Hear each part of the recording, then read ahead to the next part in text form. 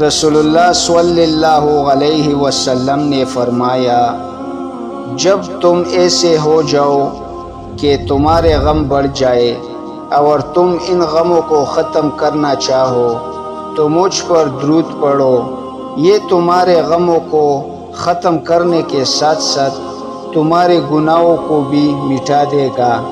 اور آپ صلی اللہ علیہ وسلم نے یہ بھی فرمایا، جس نے میرے ایک حدیث سنی اور دوسروں تک پہنچایا، قیامت کے روز اس کے لیے میرے شفاعت واجب ہوگی۔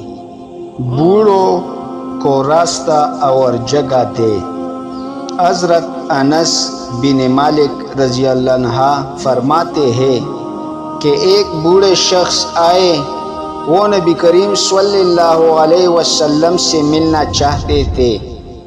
لوگوں نے ان میں راستہ دینے میں تاخیر کی تو آپ صلی اللہ علیہ وسلم نے ارشاد فرمایا، وہ شخص ہم میں سے نہیں ہے جو ہمارے چھوٹوں پر شفقت نہ کرے اور ہمارے بڑوں کو عزت نہ کرے۔